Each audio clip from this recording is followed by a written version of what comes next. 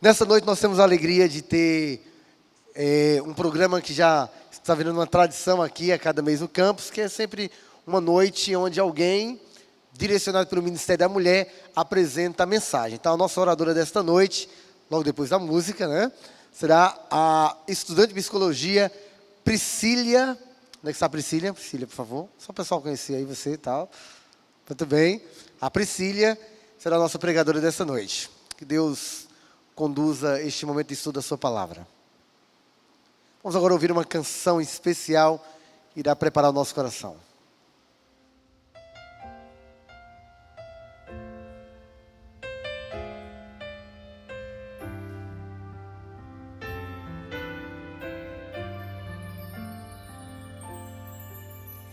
Ao colocar-me em tuas mãos, quero esquecer todas as vezes que caí.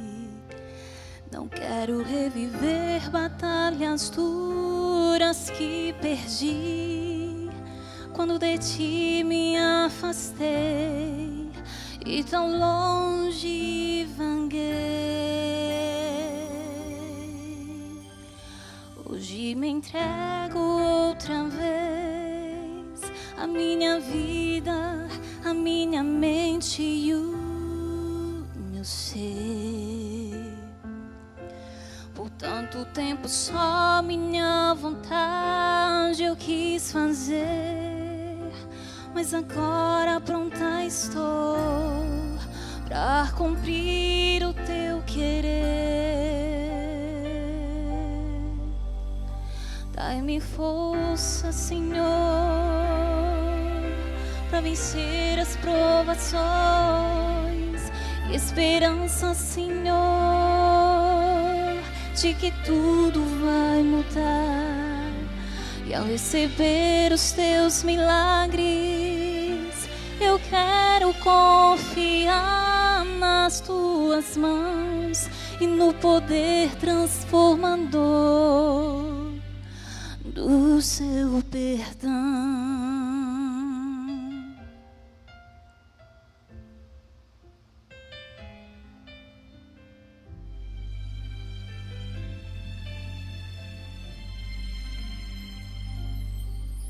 Ao entregar-te o meu ser, eu só te peço que nunca mais me deixes ir.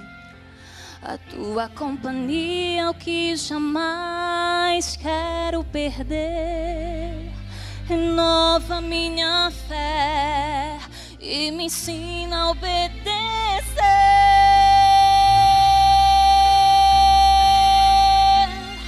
Dai-me força, Senhor,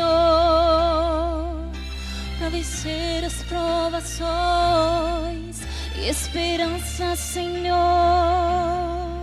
de que tudo vai mudar.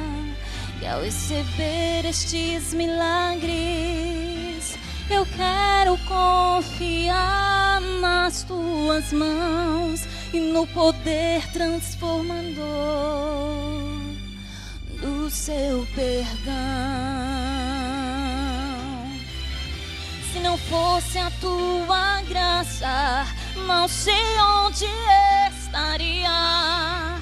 Te agradeço e te louvo por me dar mais uma chance. Dá-me força, Senhor, para vencer as provações, e esperança, Senhor, de que tudo vai mudar. E ao receber os teus milagres, me ajuda a confiar nas tuas mãos e no poder transformador do seu perdão. E ao receber estes milagres, eu quero confiar nas tuas mãos. Quero poder transformador mandou do seu perdão.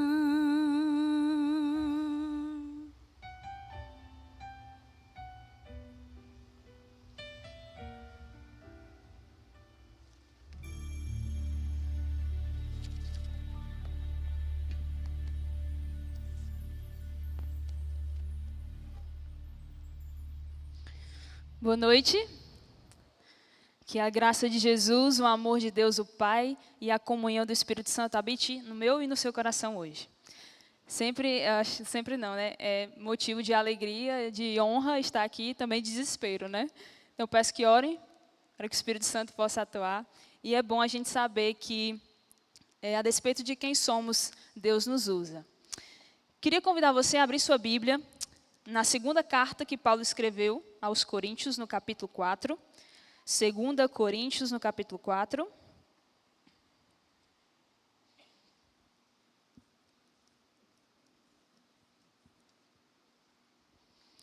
Amém? Quem achou, diz amém. Quem não achou, diga não amém. Todos acharam? 2 Coríntios, no capítulo 4. Antes da gente ler, peço que você feche seus olhos para que nós possamos falar mais uma vez com o nosso Deus. Ó Santo e Eterno Deus e nosso Pai, muito obrigada, Pai, porque agora diante de nós temos a Tua palavra aberta. Que o Senhor fale conosco. Nós silenciamos agora o nosso coração e queremos tão somente entender aquilo que o Senhor deseja para a nossa vida agora. Fica conosco, que o Teu Espírito Santo atue nesse lugar e em cada coração. É isso que nós te pedimos, no nome de Jesus. Amém. Segunda carta que Paulo escreveu aos Coríntios, no capítulo 4, verso 18, diz assim. Minha Bíblia é Nova Versão Internacional, se for a sua diferente, não importa. Assim, fixamos os olhos não naquilo que se vê, mas no que não se vê. Pois o que se vê é o quê? Transitório. Mas o que não se vê é eterno. Quando Paulo escreveu isso, com certeza, ele teve um contexto, ele está encerrando aqui uma sessão onde ele fala sobre dificuldades, adversidades, as tribulações que advêm de uma vida que buscou seguir a Deus. Só que eu não queria me ater aqui ao contexto imediato, mas queria usar esse verso como ponto de partida para que a gente possa trabalhar o conceito de eternidade, do que é eterno. Porque ele diz, nós não fixamos ou não deveríamos fixar os nossos olhos naquilo que a gente vê, porque aquilo que a gente vê agora é passageiro, mas naquilo que a gente não vê, porque o que nós não vemos é eterno. Ou seja, o que eu vejo é transitório, em outras palavras, é passageiro. E aquilo que eu não vejo é eterno, em outras palavras, vai durar para sempre. E eu queria destacar agora a palavra passageiro, e queria falar um pouco mais sobre isso. Salomão foi a pessoa que mais falou sobre isso no livro de Eclesiastes. Você pode ver que todo o livro, ele gira em torno da palavra vaidade. A palavra vaidade que pode ser entendida como aquilo que é vaidade, traduzida como sopro, como vapor, ou seja, aquilo que passa, aquilo que é efêmero, que é vazio, que é transitório, que é inútil. Ou seja, sem permanência. Então, tudo que acontece aqui debaixo da terra, de acordo com Salomão, com a Bíblia, tudo que a gente faz, no que a gente se envolve, naquilo que a gente trabalha, tudo isso passa, tudo isso é passageiro. Trabalho, faculdade, dinheiro, realizações, posições, relacionamentos, tudo isso passa. Inclusive, nós também passamos. Salomão também nos alerta sobre a brevidade da nossa vida. E de acordo com o seu pai, né, Davi fala que os nossos anos sobem de 70 a 80 quando há mais vigor. Mas a maioria dos nossos anos é o quê? Canseira, enfado. E ele diz, a verdade é que nós passamos muito rápido. A vida passa, nós voamos. E aí,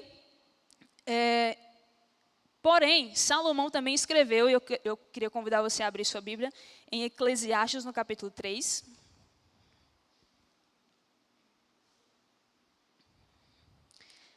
Amém? Eclesiastes, capítulo 3. verso 11. Apesar de sermos passageiros, de sermos breves, Salomão também escreve em Eclesiastes capítulo 3, verso 11. Ele fez tudo apropriado ao seu tempo. Também pôs no coração do homem o anseio pela eternidade. Quem colocou no coração do homem o desejo pela eternidade? Deus. Então, nós vemos aqui que, apesar de sermos breves, da nossa vida passar, Deus colocou no nosso coração um desejo, um anseio por eternidade. Por isso que, embora o homem tenha conhecimento, ele saiba que vai morrer, né? Inclusive as pessoas falam que a única certeza que temos é da morte, apesar disso, o homem não se conforma. Nós não nos conformamos com esse destino de morte. Nós temos um impulso inato para ansiar eternidade.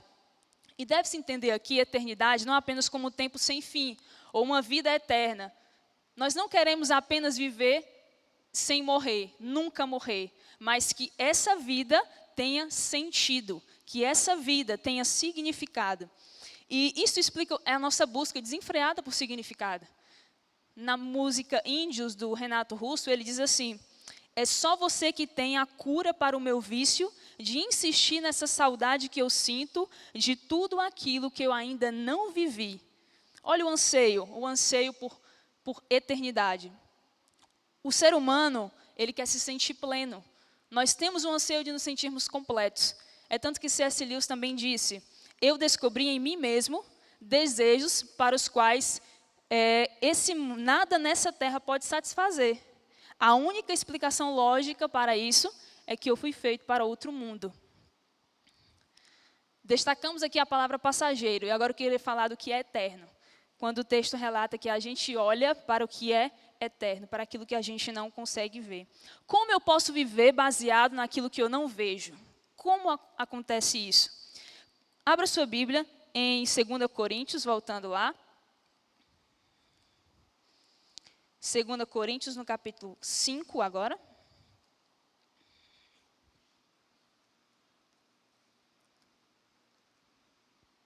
Amém?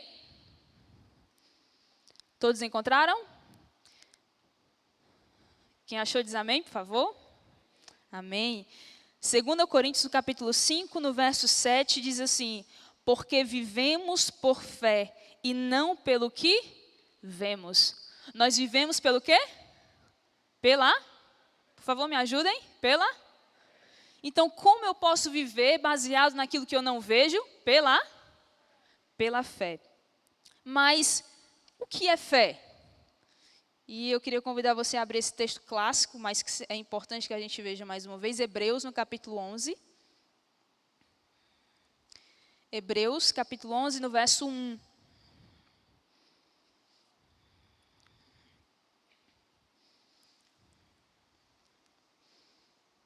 Amém? Hebreus 11, verso 1 diz assim: ora, a fé é a certeza daquilo que esperamos e a prova das coisas que não vemos. Então, como que eu posso viver baseado naquilo que eu não vejo? Pela fé. E essa fé é a certeza daquilo que eu espero, mas que eu não vi ainda. Em outras palavras, amigos, através da fé, é possível que nós possamos vislumbrar o céu futuro, mas não apenas vislumbrar, não apenas ver, mas viver esse céu hoje, na atualidade, no presente. Ou seja, viver na dimensão da eternidade, ainda hoje já no caso. Mas para que nós possamos viver na dimensão da eternidade, eu coloco que existem algumas condições. Na verdade, existe uma condição. Essa condição seria entender 3 componentes. O primeiro componente que eu queria colocar é eu mesmo, entender o ser humano. Segundo, entender o pecado. Terceiro, entender Deus. Então, seria entender a natureza desses 3 componentes. A natureza humana, a natureza do pecado e a natureza divina. A natureza humana, para que eu entenda o quanto que o meu coração é enganoso. A natureza do pecado, o quanto que o pecado é destrutivo. E a natureza divina, o quanto que Deus é amoroso. Para que eu possa conseguir entrar na dimensão da eternidade, eu tenho que entender esses 3 componentes. O primeiro componente é o eu, aquilo que eu sou, a minha natureza. E convido você agora a abrir sua Bíblia em Jeremias, no capítulo 17.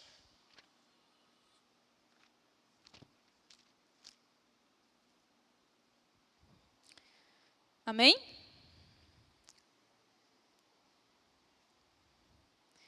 Jeremias, no capítulo 17, no verso 9.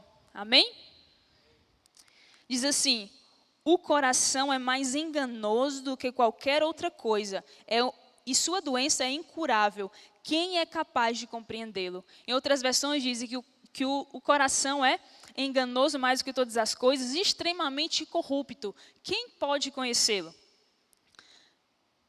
O nosso coração é enganoso do ponto de vista que, às vezes, nós tomamos decisões e nos guiamos por alguns preceitos que nós achamos que vai nos levar para o lado bom e, na verdade, é um caminho destrutivo.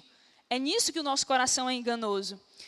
Aquilo que a gente pensa, às vezes, que é para o nosso bem, inclusive aquelas coisas que nós pedimos a Deus achando que é para o nosso bem, na verdade, não são. Podem ser caminhos destrutivos. O nosso coração também é corrupto. A Bíblia diz que é extremamente corrupto. Quem pode conhecer o nosso coração?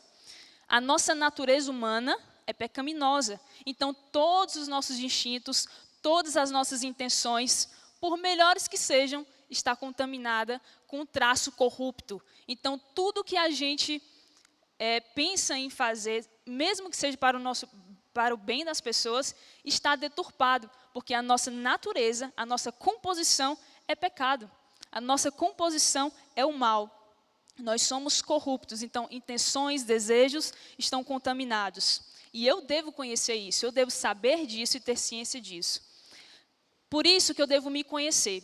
Quando eu sei disso, eu passo a saber, a investigar quais são as minhas fraquezas.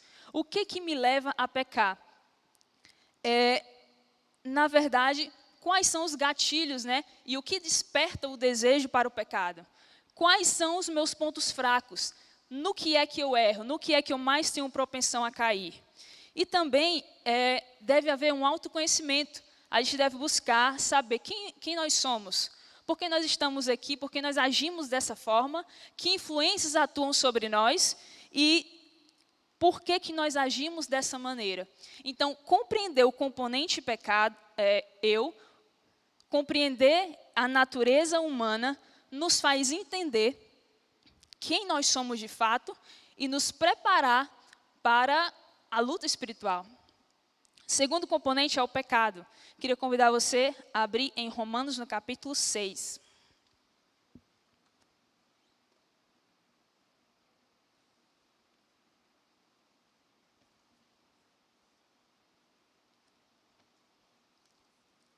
Amém?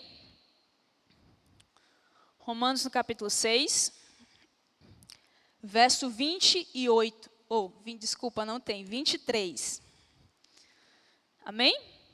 Diz assim: pois o salário do pecado é o quê? É o quê? Mas o dom gratuito de Deus é a vida eterna em Cristo Jesus, nosso Senhor. Primeira parte do verso que eu queria destacar: o salário do pecado é a morte. Entender a natureza do pecado é entender que o pecado é altamente destrutivo. Existe consequência mais destrutiva do que a morte? Não. O pecado, ele nos leva à morte. A gente vive com a certeza de que vai morrer. Mas, além disso, essa morte é mais do que uma morte física, é uma morte espiritual. Porque a gente pode estar vivendo, mas não existe, a gente pode estar existindo, mas não vivendo, morrendo espiritualmente. O pecado, ele causa uma letargia. Ele vai te matando aos poucos. Ele é degenerativo. Então, essa é a consequência destrutiva do pecado. Além de nos causar a morte, o pecado nos causou a morte de Deus. O pecado causou a morte do Filho de Deus. E, além disso, todo sofrimento, toda sorte de sofrimento, de dor que a humanidade ela recebe é em decorrência desse pecado. Outro ponto está em Isaías, sobre o pecado, está em Isaías no capítulo 59. Isaías 59, verso 2, diz assim: Mas as suas maldades separam vocês de seu Deus, e os seus pecados escondem de vocês o rosto dele, e por isso ele não os ouve. Além de causar a nossa morte, a morte do Filho de Deus, o pecado causa o quê? Separação. O pecado criou um abismo entre eu e Deus. O pecado criou um buraco. Ele criou uma ruptura entre o meu relacionamento com Deus. Então, essa é uma consequência destrutiva também do pecado. Entendemos o nosso eu, entendemos a natureza do pecado e agora queremos entender a natureza de Deus. No mesmo verso, Romanos, no capítulo 6, verso 23, que nós lemos, diz que o salário do pecado é a morte, mas o quê? O dom gratuito de Deus é a vida eterna em Cristo Jesus, nosso Senhor. Amém por isso? Então, entendendo um pouco a natureza de Deus, o quanto que Ele é amoroso, o dom gratuito de Deus é a vida eterna. É a vida eterna. Deus, eu disse que o pecado criou um abismo entre nós e Deus. E Deus criou um plano para que houvesse agora uma ponte sobre esse abismo. E que esse buraco, essa ruptura que foi criada, ela pudesse não mais existir. Que a gente pudesse ter acesso direto ao nosso Deus. É tanto que Deus enviou o seu Filho Jesus. E Jesus nasceu, se humilhou, né? Viveu entre nós, se aproximando da gente. Sofreu entre nós, ou seja, calçou os nossos sapatos, vestiu a nossa pele. Morreu, sofrendo essa morte de cruz. Para finalmente ressuscitar e nos dar a oportunidade de vivermos hoje uma vida eterna. Amém? Então entendemos o eu, entendemos o pecado, entendemos a natureza de Deus. Quando eu vejo as coisas sobre essa perspectiva, eu consigo entender que existe uma luta espiritual. Essa luta espiritual, eu gosto de pensar em algumas analogias sobre luta espiritual. A vida cristã é uma constante luta, nós sabemos disso. E quando eu penso em luta espiritual, eu penso em um rio, não sei quantos de vocês já estiveram em um rio, com uma correnteza, onde a correnteza corre para uma direção e você quer estar em outra direção. O que é que você faz? Você nada. Só que nadar é muito cansativo, né? Para aqueles que sabem nadar, porque tem os que não sabem, né? Nadar é muito cansativo. Então, se eu quero permanecer naquele lugar e não quero ser levado pela correnteza, o que eu faço? Eu posso me apoiar a uma rocha. Eu posso abraçar ali uma rocha e não ser levado pela correnteza. Mas eu vou conseguir permanecer naquele lugar, segurado naquela rocha, se eu tiver braços fortes e persistência. Porque uma hora eu posso cansar e soltar. Então, a luta espiritual, a vida cristã seria isso. A correnteza, você está ali segurando com os braços fortes, esses braços simbolizam a fé, que é exercitada, e aquela rocha simboliza Cristo. No momento em que você soltar dessa rocha, seu destino pode ser fatal. A correnteza vai te levar. Você vai ser levado pela correnteza do mundo. É por isso que o cristão não tira férias. Às vezes a gente pode dizer, eu cansei dessa faculdade, eu cansei desse trabalho, eu cansei dessa pessoa, mas eu não posso dizer, eu cansei de Deus. Porque no momento em que eu desisto de lutar, no momento em que eu digo, eu não vou mais continuar nisso, eu cansei de estar me limitando, eu cansei de estar me policiando, eu cansei de estar me privando de certas coisas, agora eu vou fazer o que eu quero, eu vou dar vazão aos meus desejos, aos meus instintos. No momento em que eu faço isso, eu vou tirar umas fériasinhas de ser cristão. Pode ser altamente desastroso. Pode ser o seu fim. Você pode ser levado pela correnteza. Eu gosto de pensar também em outra analogia para a luta espiritual como sendo uma guerra. Luta, guerra, né? Só que uma luta, ela ocorre em alguns minutos. Ela pode ocorrer em alguns, talvez até horas. Mas uma guerra não dura 1 minuto nem horas. Guerra dura muito tempo. E para que se vença uma guerra é necessário alguns aspectos. É necessário planejamento, é necessário estratégia, é necessário persistência, é necessário a própria resistência, autocontrole. Tudo isso é necessário numa guerra. Então, quando nós entendemos esses componentes, eu entendo o que é o pecado, eu entendo o que é Deus. Eu compreendo que existe uma luta espiritual e que eu estou envolvido nessa luta, então eu devo fazer de tudo para vencer essa guerra, com estratégia, com planejamento, com, acima de tudo, o poder de Deus.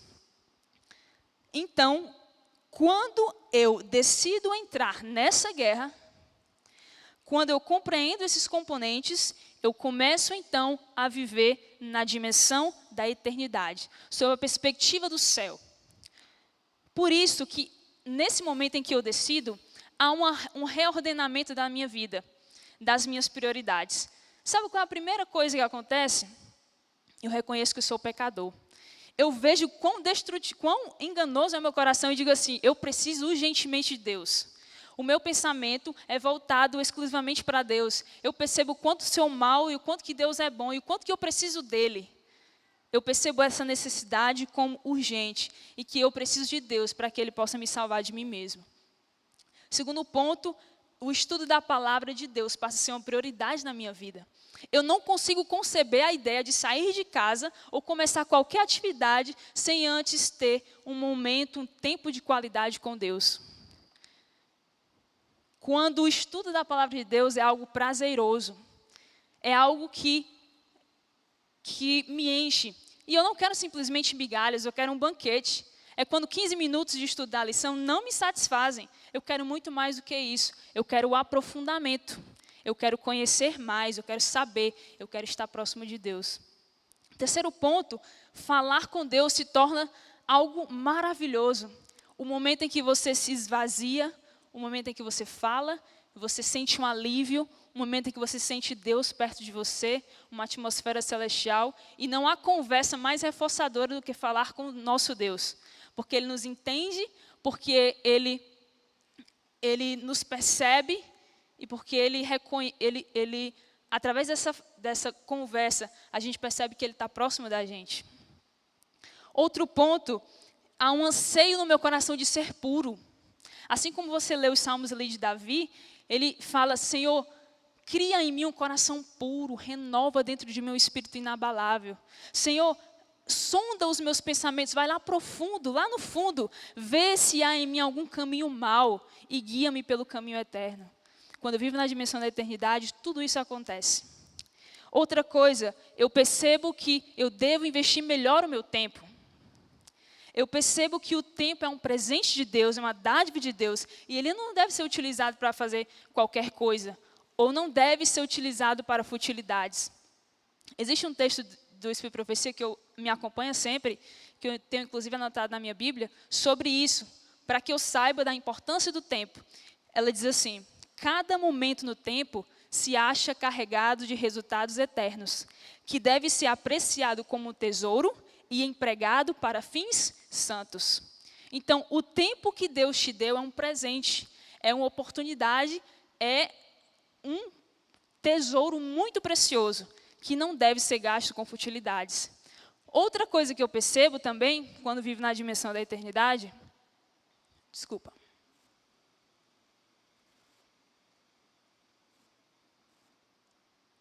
é que eu não devo absorver de toda a informação que vem a mim. Eu cuido das avenidas ou das entradas da minha alma. Não é tudo que eu vou assistir, não é tudo que eu vou ler, não é tudo que eu vou ouvir, não é tudo que eu vou pegar. Então, eu entendo também que tudo que vai ser absorvido pelos meus sentidos vai ter uma influência eterna também sobre a minha vida. Então, amigos, concluindo, viver na dimensão da eternidade, viver o céu hoje, é ter fé como aliada para vencer as dificuldades, as adversidades da vida. É como se nós tivéssemos recursos assegurados pelo céu, que muitas vezes nós não utilizamos, não tomamos posse por falta de conhecimento. Sabe o FGTS que você talvez conseguiu aí esse ano? Você tinha esse recurso, estava assegurado, mas talvez você não tinha o conhecimento dele. E você não utiliza, mas é seu. Assim são as bênçãos espirituais. Muitas estão ao nosso alcance, estão disponíveis para a gente, mas nós não a utilizamos. Então, viver na dimensão da eternidade é ter a fé como aliada, para que nós possamos vencer todas as adversidades, é ter esses recursos assegurados. É você saber que através da oração você pode conseguir muita coisa. Não coisas materiais simplesmente, não só isso, mas bênçãos espirituais que estão resguardadas para você. É também você ter o poder do Espírito Santo na sua vida, para que você possa alcançar as pessoas, ter influência e você abençoar a vida das pessoas. É você desfrutar a paz que só Deus pode dar.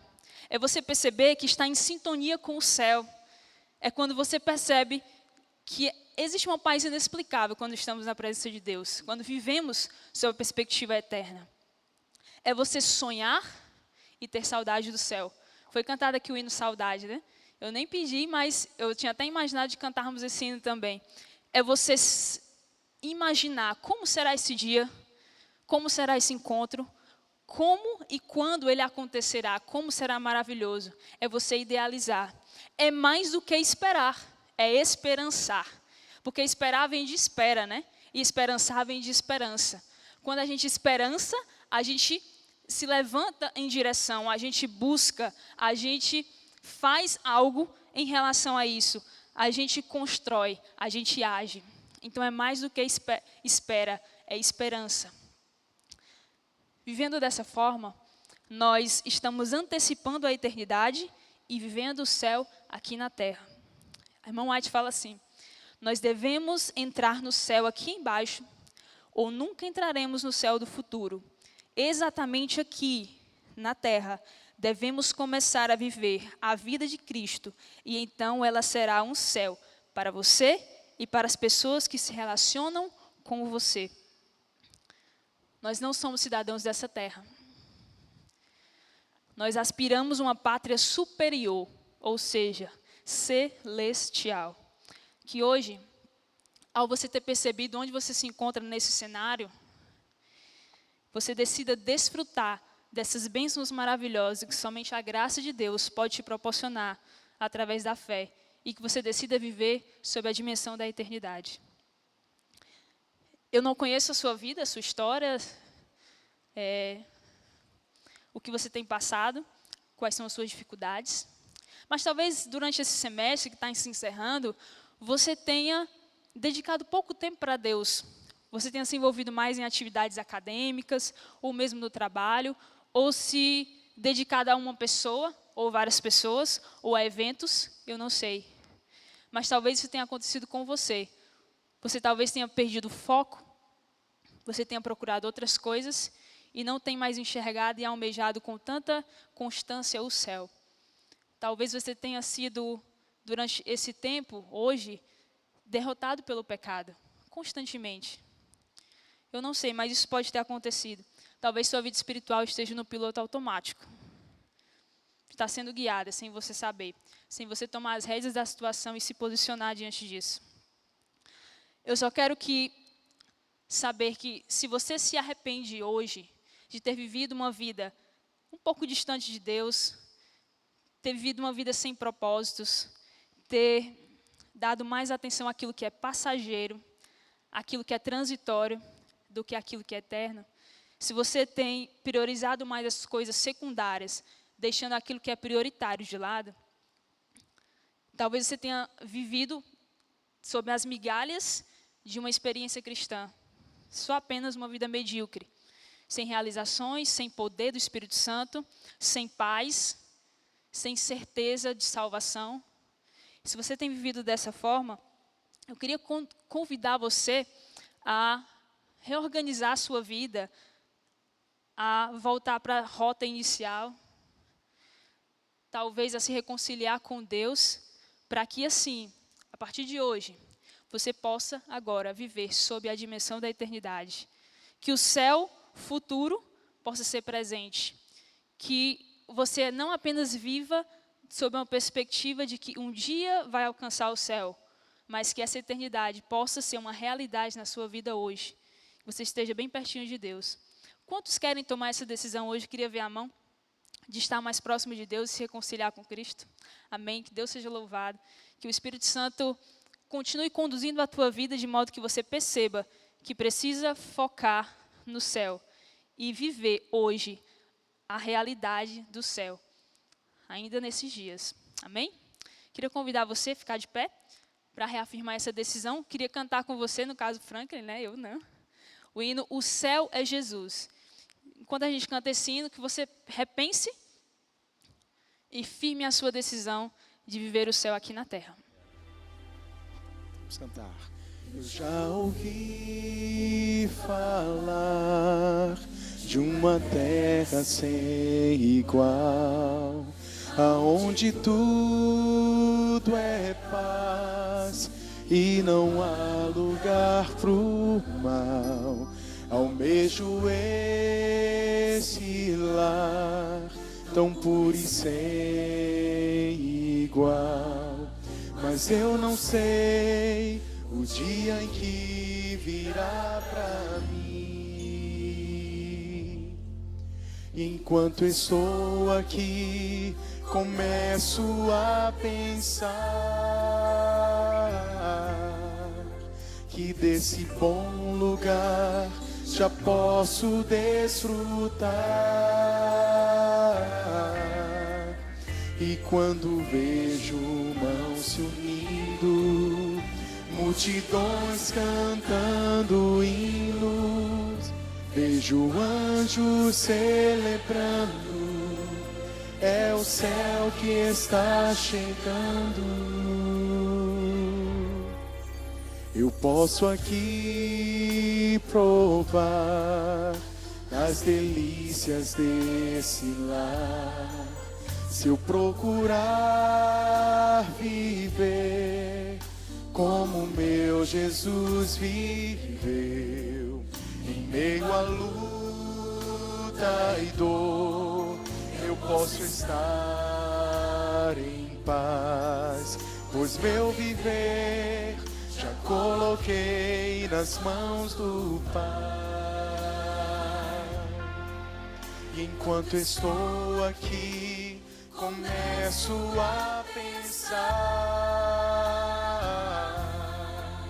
que desse bom lugar já posso desfrutar. E quando vejo mãos se unindo, multidões cantando hino, vejo anjos celebrando, é o céu que está chegando. O céu é aqui, o céu é aqui, se eu tomo um tempo pra louvar. O céu é aqui, se eu me ajoelho para orar. O céu é aqui, se eu aprendi a perdoar. O céu é Jesus e onde Ele estiver, o céu será ali. Pois não existe céu sem Jesus, e não existe paz sem Jesus. Sem Ele a riqueza do universo é sem valor. Pra que mar de cristal sem Jesus, e flores que não murcham sem Jesus? Pra que viver pra sempre sem ter a companhia de Jesus? Eu volto a afirmar, o céu é aqui, se aqui Jesus está. O céu é aqui, se eu tomo um tempo pra louvar. O céu é aqui, se eu me ajoelho para orar. O céu é aqui, se eu aprendi a perdoar. O céu é Jesus e onde Ele estiver, o céu será ali. O céu é Jesus, o céu é Jesus e onde Ele estiver, o céu será ali.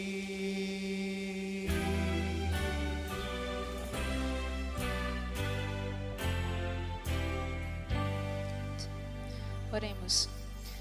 Senhor Deus e Pai, muito obrigada, Senhor, pelo privilégio e oportunidade que nós tivemos de estar na Tua casa essa noite e ouvir a Tua voz. Obrigada porque o Senhor nos ajudou a enxergar qual é verdadeiramente o nosso foco, onde nós estamos nesse cenário, o que nós devemos fazer para nos aproximarmos mais de Ti e viver o céu ainda nessa terra. Que o Senhor nos ajude em nossas dificuldades. O Senhor sabe que nós somos frágeis, pecadores, que a gente desiste de lutar, mas queremos pedir que o Senhor nos dê força, que o Senhor nos edifique, Pai, para que a gente possa conseguir, ainda aqui nessa terra, vislumbrar um pouco das maravilhas que o Senhor tem destinado para a gente. Que a gente possa tomar posse das bênçãos que o Senhor tem assegurado para a gente. Que a gente possa viver uma vida em paz contigo e com a certeza plena de que estamos salvos em Ti.